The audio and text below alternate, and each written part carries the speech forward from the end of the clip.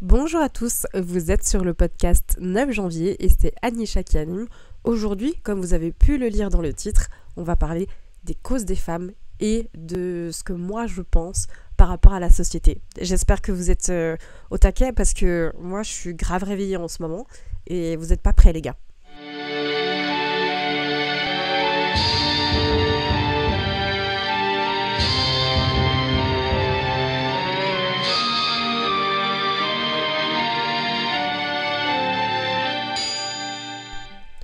Well.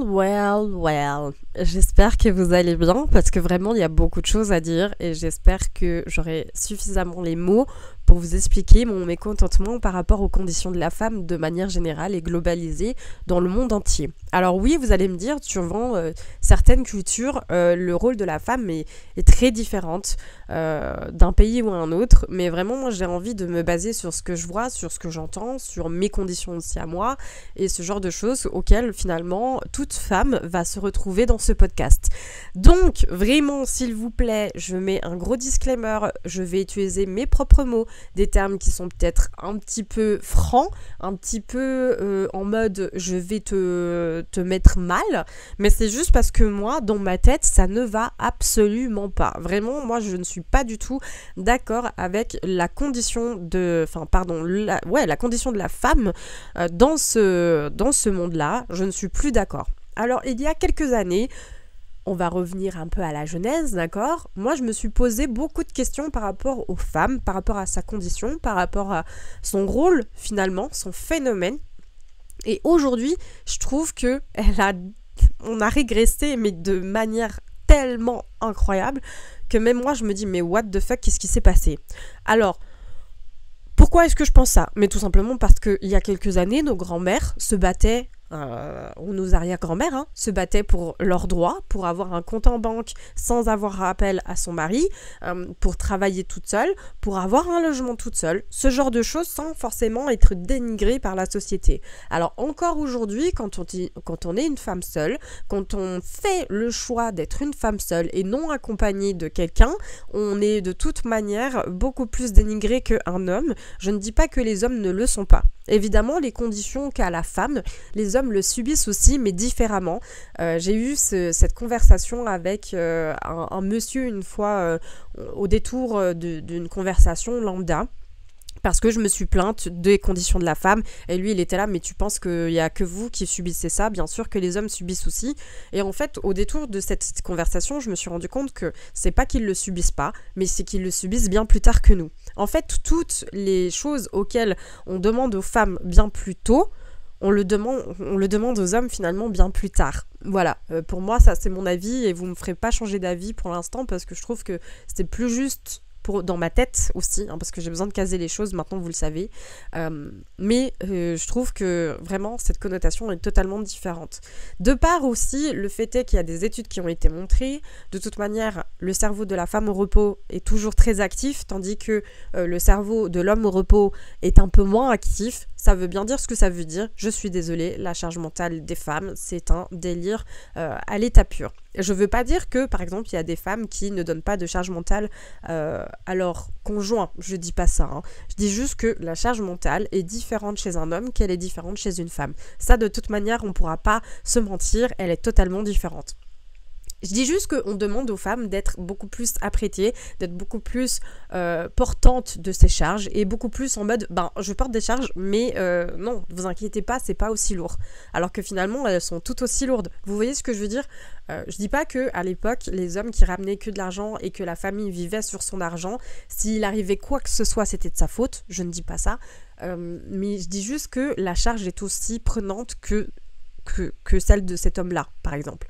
Vous voyez ? Je veux dire, maintenir quelque chose qui devrait être maintenu à deux en temps normal, vous voyez ce que je veux dire ? Enfin bref. Je vais vous expliquer un petit peu ce que moi j'ai vécu ces derniers temps et vraiment avec une philosophie, voilà. Alors, je veux, pour moi, encore une fois, j'ai pas l'intention de dénigrer les hommes, surtout pas sur le podcast qui prône la bienveillance envers tout type, tout genre. Je suis pas d'accord avec ça, mais j'ai juste envie de définir et de montrer, de pointer du doigt quelque chose qui, moi, m'énerve au plus haut point.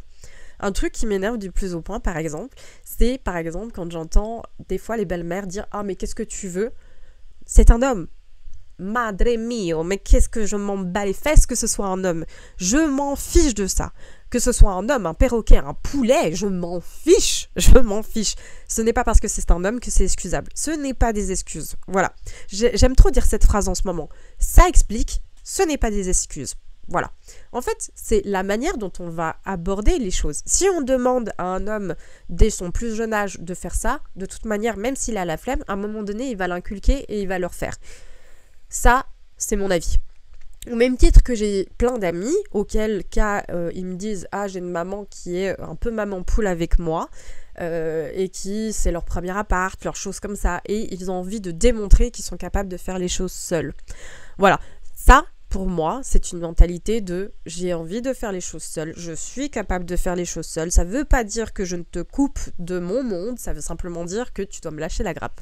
Voilà, et moi, j'adore, je crois que je l'ai toujours dit dans mes podcasts, mais je suis très entourée de ce type d'homme qui a envie de démontrer que oui, malgré la difficulté qu'on peut avoir dans une vie standard, eh bien oui, j'essaye de faire les choses seule, et que si tout d'un coup j'ai des questions, ben je peux tout à fait me retourner vers toi, mais c'est juste que laisse-moi faire les choses seule parce que j'en suis capable. Voilà, c'est ça dont les femmes aujourd'hui, en 2024, ont besoin. Encore une fois, vous n'êtes pas obligés d'être d'accord avec moi. Mais des hommes qui sont capables et qui prouvent qu'ils sont capables. Ça ne veut pas forcément dire qu'ils n'ont pas besoin d'aide. Au même titre que la femme 2024 de 4.0, elle n'a pas besoin d'aide. Ça veut simplement dire que oui, je n'ai pas besoin d'être derrière tes fesses pour te dire ce que tu dois faire. Oui, je n'ai pas besoin de te répéter 3000 fois que tu dois faire ça et de dire ou d'attendre en fait. Le nombre de femmes que j'entends, et moi aussi j'en fais partie, mais qui attend que les hommes fassent quelque chose parce qu'on est dans l'attente de se dire « Ah ben peut-être qu'il va avoir l'initiative de... » Mais les filles, mais s'il vous plaît, non, malheureusement, le monde ne tourne plus comme ça, on n'a pas ce type d'homme-là, on n'y arrivera pas. Ou peut-être qu'il faut changer cette mentalité pour qu'on arrive à avoir ce type d'homme-là, vous voyez ? Enfin bref, ça c'est des choses que j'ai envie de noter aussi dans la bienveillance que je démontre. Vous voyez ? Je dis pas que les hommes sont incapables et qu'ils nous servent à rien, parce que je pense que s'ils existent, c'est qu'il y a bien une raison, encore une fois, mais ils doivent montrer que l'initiative doit être aussi prise de leur part. En fait, c'est ça, c'est qu'on a habitué aux femmes à être dans les initiatives et on a habitué l'homme à être dans l'actif. Encore une fois, j'arrête pas de parler d'actif chez les hommes, c'est très présent dans leur schéma que moi je vois, mais de nouveau, c'est assez vrai, je ne vais pas vous mentir, on a habituer la femme à être dans l'action, mais plutôt douce, l'action vraiment qui va réfléchir, tandis que l'homme, c'est vas-y, assume, fais les choses, fais les choix, fais-le maintenant. Vous voyez, c'est pas genre on réfléchit et ensuite on acte. Non, les hommes, c'est très maintenant, tout de suite, allez, vas-y. Va, fonce mon coco. Vous voyez ce que je veux dire ? Et c'est ça que j'avais envie de montrer. Dans tout ce qui se passe dans le monde, vraiment, j'ai envie de dire, la femme est réduite presque à un type de robot. Que ce soit les attentes que la société a, de manière générale, et ça dépend des cultures, voilà, encore une fois. Chez des femmes, ce sera plutôt d'être discrète et puis qu'elles soient bien comme ci, bien comme ça. Mais vous allez remarquer que dans beaucoup de cultures, on trouve vraiment, je le dis avec mes termes, et je sais que ça va pas plaire, mais à cette femme un peu haute, je sais pas comment vous expliquer ça, cette femme un peu qui fait servante, vous voyez, gouvernante de maison, vous voyez ce que je veux dire ? On demande souvent ça aux femmes, dans beaucoup de cultures, de pas prendre la place, de manger loin. Par exemple en Inde, la condition de la femme, c'est que d'abord les hommes mangent avec les invités, et ensuite les femmes mangent. Et attention, c'est chaque chose on s'entend et puis c'est par ordre, d'abord les plus âgés, ensuite les plus jeunes, etc. Mais vraiment c'est tout un délire. Je vous parle de l'Inde, mais ça peut être n'importe quel autre pays. En fait, la condition de la femme j'ai envie de dire un peu me rebute, que ce soit salarial, que ce soit émotionnel, que ce soit les attentes. J'adore parce qu'on en a discuté une fois avec un ami, mais c'était il y a très très très très longtemps, où je disais « Oh purée, mais toi t'as des cils et des sourcils, ils sont super longs, ils sont super fournis, et nous on est obligés de s'épiler, nanani nanana ». Et cet homme, il a eu super raison parce que, et mon Dieu, qu'est-ce que je l'aime en tant que pote, mais il m'a dit, mais Anisha, moi, on nous a appris à aimer les hommes au naturel. On n'a pas appris aux femmes à les aimer au naturel. Vous voyez ce que je veux dire? Ah, ça fait réfléchir. Hein. Et il m'a dit ça avec une telle dextérité et une telle... Ouais, comme si c'était normal. Et moi, j'étais toute surprise. Bon, j'étais jeune aussi, mais je m'y attendais tellement pas. Et effectivement, il a totalement raison. Genre, va bien 20 ans plus tard, je suis là, genre... Ah oui, oui, tout à fait. On a appris aux hommes à les aimer naturellement. On a appris aux femmes à les aimer avec une... tiré à 4 épingles. Make-up, maquillage, enfin make-up, soins, etc. Bien propre, bien élégante, etc. Ce genre de choses, vous voyez. On n'a pas appris... Pardon, on n'a pas appris aux femmes à les aimer, entre guillemets, à leur naturel à eux. À elles, pardon. Et ça, j'ai très envie de revenir à ces racines-là, parce que oui, dans certains pays et tout ça, oui, alors d'accord, le maquillage est là pour embellir, mais pas non plus caché, camouflé. Il y a, dans certaines traditions, le maquillage est beaucoup plus pour camoufler. Par exemple, je pense notamment, par exemple, à la Corée, où ils sont très, enfin Corée du Sud, hein, évidemment, où ils sont très tirés à 4 épingles tout le temps, toujours à montrer un look bien soigné, toujours avec des make-up, oui, qui sont légers, mais qui permettent de camoufler, encore une fois, parce qu'ils ont une routine, même les hommes, hein, ils ont une routine. Et en fait, moi j'étais là, je trouvais ça bien de me dire que oui, les femmes ont une routine, mais les hommes aussi. Parce qu'il n'y a pas que les femmes qui font des masques, il n'y a pas que les femmes qui se make-up, il n'y a pas que les femmes qui se tirent à 4 épingles. Les hommes, là-bas, en Corée du Sud, sont très apprêtés aussi. Alors, est-ce que c'est tout simplement l'image que la Corée du Sud a envie de nous renvoyer à nous, pauvres petits touristes d'autres du tiers-monde? Je ne sais pas, hein, je mets ça là, je me pose la question. Mais en tout cas, l'image qu'ils renvoient et comment est-ce qu'ils sont, moi je trouve qu'ils sont très soignés. J'ai toujours vu les Coréens très très soignés. Et je trouvais ça cool de me dire, ben, autant l'aspect physique n'est pas que demandé aux femmes, elles sont aussi demandées aux hommes. Et je trouve ça très bien que ce soit partagé en deux. En fait, dans ma vision des choses, c'est encore une fois, si tu demandes ça à l'un, il faut que l'autre le fasse aussi. Voilà, point barre. Une question d'équité. Et ça, je sais que je vous ai fait un épisode dans mes vidéos de novembre où je vous parlais des conditions de la femme et ce genre de choses, où j'étais rebutée par l'élection de, par exemple, le président Trump aux États-Unis, ou même c'est ce qui s'est passé, je crois que c'était en Irak, mais je ne suis pas sûre. Hein. Encore une fois, moi et les pays, ça fait deux, mais qu'on fasse passer une loi qui permet aux messieurs, en fait, tout simplement, de marier les jeunes filles à l'âge de 9 ans. Je trouve ça... intolérable, ça prône tout simplement la pédophilie, le viol, je m'excuse encore de ces termes, hein, mais il n'y a pas d'autre terme à dire, ça prône toutes ces valeurs-là, toutes ces valeurs en fait au final que les femmes essayent tout simplement d'enfoncer, d'enterrer, parce que ben ça n'a rien à faire ici. Et je trouve ça horrible, en fait, de me dire qu'on est à refaire un pas énorme en arrière. Parce que pour moi, il n'y a pas d'autre terme que ça. Il n'y a pas d'autre vision que je peux avoir qu'on a fait un énorme pas en arrière. De simplement me dire, waouh, les valeurs des femmes se sont battues corps et âme pour tellement de choses, et aussi pour prôner ces valeurs-là qui n'ont rien à voir là-dedans, qu'au final... Maintenant, en 2024, on arrive à faire passer une loi comme quoi les messieurs ont le droit de marier une jeune fille de 9 ans qui n'ont pas eu leur menstruation, pour la plupart, qui ne savent même pas ce que c'est une sexualité, qui ne savent même pas ce que c'est d'être mariés. C'est des charges qui sont énormes pour des petites filles qui n'ont même pas 9 ans. Et quand moi je vois ça, j'ai juste envie de mourir, j'ai juste envie, mon cœur de femme est meurtri quand j'entends ça. Et pour moi, en fait, waouh, je me disais là, parce que il n'y a pas si longtemps, j'ai eu 30 ans, et je me disais, mais quelles sont pour moi les valeurs que je porte, mon drapeau finalement à moi en tant que femme, et c'est de dire que je suis tout autant capable qu'un homme, et même parfois plus capable que certains hommes dans mon domaine, hein, parce qu'évidemment dans d'autres domaines je suis nulle, et ça je le sais, parce que je connais mes valeurs, je connais mes défauts, je connais mes faiblesses, enfin bref, tout ça. Et j'ai envie de dire que Oui, d'accord, pour ces valeurs-là, autant salarial, j'ai le droit d'obtenir le même salaire parce que finalement je vais donner le double d'effort, que j'ai le droit d'obtenir ça parce que finalement je le mérite. Enfin voilà, que des choses comme ça. Au même titre que par exemple ces derniers temps, je ne sais pas si vous avez vu, mais il y a eu sur le marché en test, attention test, la pilule contraceptive pour les hommes. Oh mon Dieu, pourquoi est-ce qu'elle a été retirée du marché ? Parce que ces messieurs qui ont testé du coup la pilule se sont tout simplement plaints des mêmes effets secondaires que la pilule pour les femmes. Et dites-vous que les femmes, ça fait des années et des années et des années qu'il y a cette pilule sur le marché et puis qu'elle s'en est jamais plainte. Enfin, si, elle s'en est plainte, mais la société ne l'a pas écoutée. Voilà. Il y a un autre pays, là dernièrement, j'ai vu dans un article qui n'autorisait plus les femmes à se parler entre elles. Mais où va le monde, s'il vous plaît ?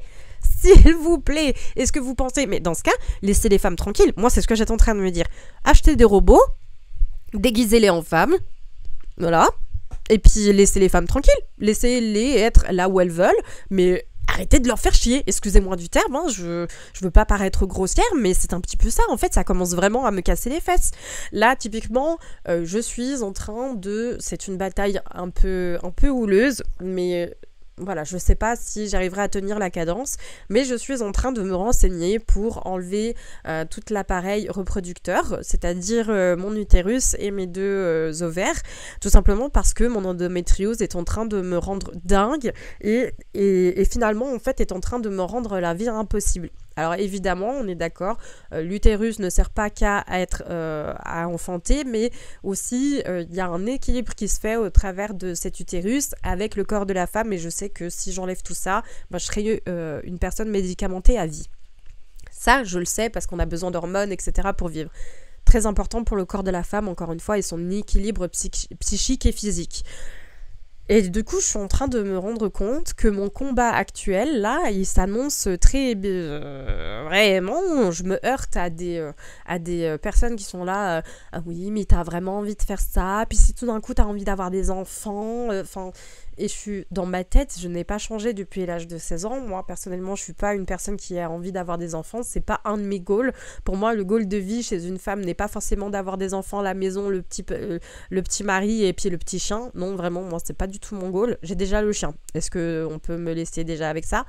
Bref, c'est pas ça. C'est juste arrêter de penser que toutes les femmes sont de la même manière. Peut-être qu'il y a une femme qui a envie d'avoir des enfants et grand bien lui fasse. Moi, j'en ai pas envie et ça me... J'en vois pas l'utilité, finalement. Parce que je vis l'amour des enfants au travers de mes amis qui ont des enfants, par exemple. Alors, c'est ce que j'essaye de dire en rigolant à tous ceux qui m'écoutent, mais de dire je vis mon rôle de parent par procrastination au travers des autres. Par exemple, je pense à ma copine Mimi, qui a sa Gremlins, qui est adorable, avec elle je fais un énorme travail sur moi et les enfants. J'avoue que j'ai plus de tolérance grâce à elle envers les enfants. Et donc du coup je vis ma entre guillemets rôle de maman ou demi-maman à travers cette petite bout de chou. Voilà, c'est juste pour vous expliquer que j'ai pas forcément besoin d'avoir un bout de chou à H24 pour me sentir épanouie, ça me va aussi tout aussi bien. Parce que je sais que finalement, si moi je reste dans la vie de Mimi, et je l'espère pour notre amitié, mais si je reste longtemps dans sa vie, et bien si tout d'un coup sa fille n'a pas forcément envie de se... Même si j'espère qu'elle arrivera à se confier à sa mère, mais qui tout d'un coup ne trouve pas les mots parce qu'elle a un peu peur ou parce que si, elle pourra toujours se retourner vers moi parce que voilà, peut-être qu'elle aura envie d'un soutien autre que sa mère. J'en sais rien, je dis n'importe quoi, c'est juste pour vous schématiser tout ça. Et moi, j'ai pas forcément besoin d'avoir un bébé H24 parce que ça démontre encore une responsabilité qu'on met que sur la femme. Oui, d'accord, ok, pour les hommes, on me demande c'est quand les enfants, c'est quand ci, c'est quand ça, mais ça vient plus tard. Ce discours-là, il vient bien plus tard. Parce qu'on parlait de discours avec mon ami que je vous expliquais en début de podcast, et moi j'étais là genre, oui, on te pose cette question à quel âge ? Et il me disait, un peu plus tard, alors c'est pas non plus 30 années plus tard, on est d'accord, mais... On fait des remarques comme ça, mais à nous, on nous le dit bien plus tôt. On nous le fait savoir bien plus tôt aussi. Alors la première chose qu'on m'a dite quand j'avais une endométriose, quand je suis allée voir ma gynéco, c'est « n'attendez pas pour avoir des enfants ». La première chose qu'on m'a dit. La première chose qu'on m'a dit. Vraiment, qu'on m'a dit. J'ai même pas eu le temps de dire... Enfin, elle m'a pas expliqué. La première chose, ça n'a pas été de lui dire, bon, il faudra voir l'évolution de cette maladie parce qu'elle est un petit peu, voilà, un jour ça va, par un jour on sait pas trop. Voilà. J'ai pas eu le temps d'avoir ça. C'est la première chose, c'est n'attendez pas pour avoir des enfants. Devinez l'âge, j'avais que 16 ans. Je venais tout juste d'avoir ma majorité sexuelle. Est-ce que vous vous rendez compte juste de ça? Moi, je trouve ça phénoménal qu'on me mette sur les épaules Anisha, 16 ans, paf, tu ne peux pas, enfin, n'attends pas avant d'avoir des enfants. Et là, dans ma tête, à l'âge de 16 ans, ça a fait la roue libre. J'étais là, moi, pour moi, avoir des enfants, si j'en voulais, c'était vraiment genre... parce que, voilà, j'ai fait l'amour avec mon gars, ça m'a plu, et puis que je voulais construire une vie de famille, et puis machin, et puis qu'on se prenne pas la tête, et puis si un bébé, il arrive au sein d'un foyer aimant, s'il arrive pas, tant pis. Enfin, voilà, moi, je me suis jamais dit, vas-y, à 25 ans, j'aurai des enfants. Enfin, vous voyez, il y avait pas du tout de ça. Aujourd'hui, j'ai 30 ans, je veux toujours pas d'enfants, donc voilà, c'est qu'il y a bien quelque chose qui a été acté. Pour beaucoup, vous allez me dire, oui, bon, la maladie d'endométriose, t'as certainement prôné dans le sens de... Alors ça, j'en dément pas. Mais moi, on m'a bien dit, avoir une grossesse, bon déjà, avoir une grossesse, même sans maladie, c'est à risque pour les mamans, sachez-le, hein, une grossesse n'est pas anodin. Mais encore plus avec une endométriose sur les côtes. Et moi, j'ai pas envie de mourir.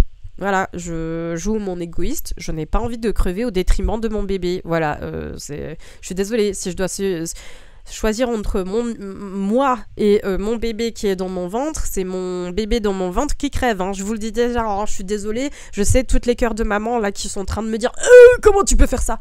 Ouais, voilà, c'est juste pour vous expliquer comment moi je pense. C'est pas méchant, mais encore une fois, ça veut bien dire ce que ça veut dire. Je ne veux pas d'enfants, ce n'est pas acté pour avoir des enfants, je ne suis pas acté pour avoir des enfants, enfin bref. Et ça, cette charge qu'on nous met sur les épaules, mais mon Dieu, mais qu'est-ce qu'elle m'agace, au même titre que il faut maintenir le boulot à 100%, parce que maintenant on est d'accord que, par exemple, un petit taux ne sert pas à pouvoir vivre dessus, on est obligé d'avoir un plus grand taux, mais c'est de moins en moins et c'est moins fréquent qu'on le pense. Donc, vivre avec un travail à 100%, maintenir la maison en sachant qu'on a le travail à 100%, maintenir la maison si on a des enfants, en plus avoir les enfants, maintenir tout ça en sachant qu'il y a quand même un autre enfant qui s'appelle le mari. Je m'excuse parce qu'il y a beaucoup de maris qui ne font pas non plus leur job comme il faut, parce qu'ils ne prennent pas d'initiative, parce que si, parce que ça, parce que machin. Moi, je vois qu'il y a beaucoup d'hommes aussi qui essaient de prouver qu'ils sont capables, puis au moment où ils se disent, bon, écoutez, j'en ai assez fait, je me carapate, à eux on leur dit rien. Alors oui, si la dame dit ça et genre là j'en ai assez fait, vas-y je me carapate, tout de suite elle s'en prend plein la figure. Pourquoi? C'est quoi la différence? Qu'est-ce qui se passe? Expliquez-moi s'il vous plaît. Non mais s'il vous plaît, mais moi je me rends compte des fois quand je parle d'un couple, que je parle de toute la charge, j'ai plus tendance à dire elle. Et à chaque fois j'essaie de me reprendre et je dis je suis désolée mais pour moi ça doit être les deux, parce que dans tous les cas, suivant si c'est le couple en lui-même, c'est les deux.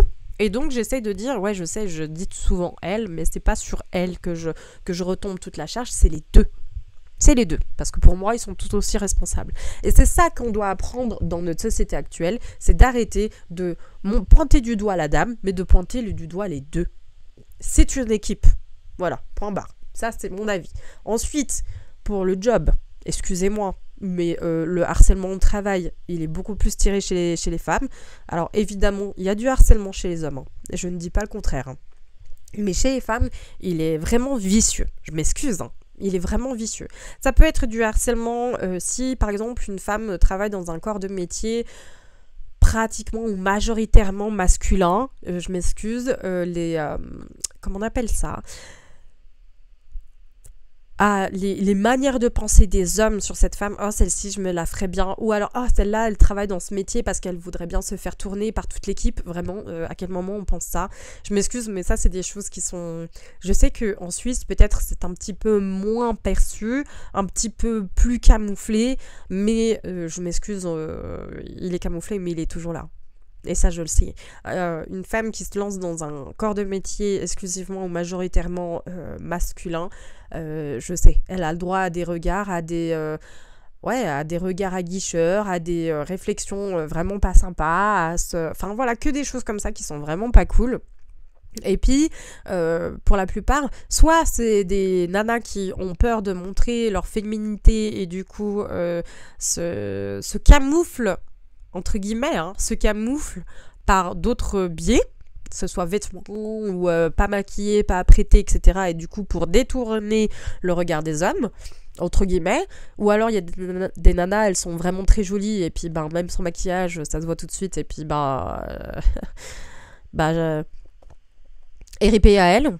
Voilà, mais en fait, c'est juste pour vous expliquer ça, vraiment, il y a des choses qui sont pas ok encore dans l'ère actuelle pour ces femmes, pour nous, pour les lois qui sont en train de se faire passer sur nos têtes, et c'est des hommes qui exploitent ça. Et qui ont encore le droit de dire « Oui, alors tu vois, comment tu peux parler pour la cause des femmes alors que t'as un sgeg entre les jambes ?»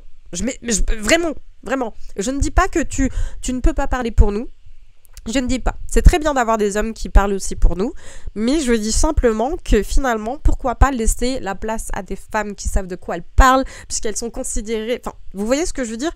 Et pourquoi est-ce que les femmes qui votent aussi pour les choses que les hommes pensent, je pense notamment par exemple à cette histoire d'IVG aux États-Unis où il y a des femmes qui ont voté contre l'IVG, est-ce que c'est contre l'idée, tout ça, et de tout le patriarcal, ou bien est-ce que c'est parce qu'elles ont peur que beaucoup de femmes pensent que l'IVG c'est une contraception ?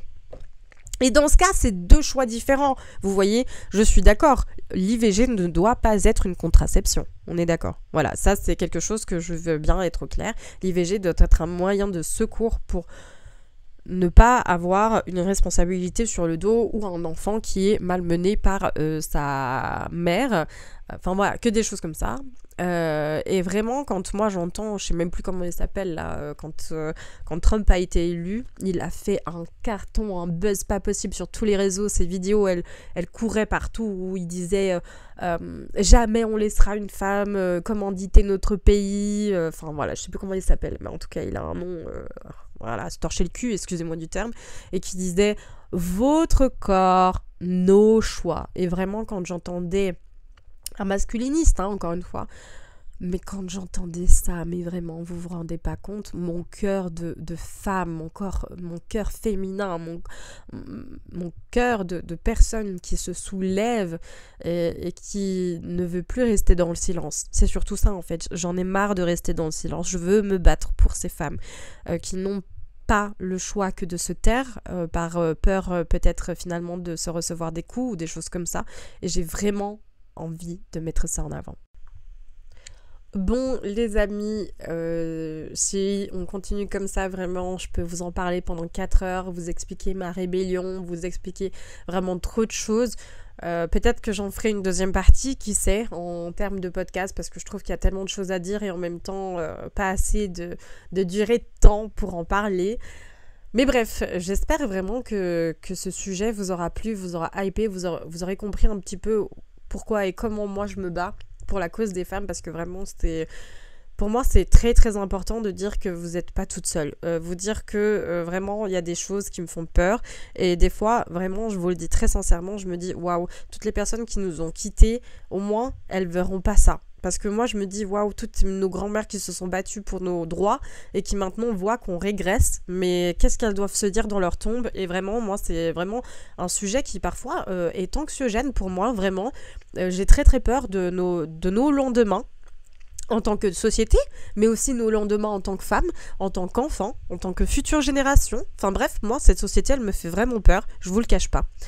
Tout ça pour vous dire que c'était un sujet totalement pertinent, totalement dans ma vibe, totalement dans ce que j'aime explorer en termes de sujets polémiques. J'espère vraiment que vous serez d'accord avec moi de explorer un petit peu plus ces sujets qui méritent finalement d'être mis en avant et discutés pour essayer de débunker quelque chose là, parce que vraiment on tient quelque chose, on le tient, je le sais, mais vraiment... vous expliquer ma rage et vous expliquer mon envie là de femme, de maintenir ces épées et de maintenir notre combat, parce qu'il n'est pas terminé. Encore une fois, je le répète, les hommes ne sont pas contre nous, ils doivent être avec nous. On est une équité en fait, on doit être équité et c'est tout, point barre. Voilà, C'était Anisha dans le podcast 9 janvier. On se retrouve le 9 janvier 2025. Je vous souhaite à tous et toutes de très très belles fêtes de fin d'année. Prenez soin de vous, prenez soin des autres s'il vous plaît et amusez-vous, profitez de vos proches. Encore une fois, profitez de tout ça. On pense finalement à toutes les personnes qui sont dans la maladie, qui doivent traverser des choses très très dures. Soyez forts les amis, on est tous là, on vous soutient tous, on vous envoie tous des bonnes vibes. Sachez que vous n'êtes pas tout seul et si vous avez envie finalement de vous retrouver un peu moins seul parce que vous êtes loin de votre famille ou qu'importe la raison, s'il vous plaît, vous pouvez venir sur mon Discord, on est nombreux à discuter entre nous, on a une bonne vibe. On s'écoute, il y a beaucoup de personnes qui expriment un petit peu leur vie et comment ils le traversent et on essaie de s'épauler, d'être un petit peu tous là. Et je sais qu'il y a beaucoup de personnes qui disent que ça leur fait du bien d'être sur ce Discord parce qu'ils s'y retrouvent. Bref, je vous fais de gros bisous et je vous dis au 9 du mois prochain. Bisous, ciao.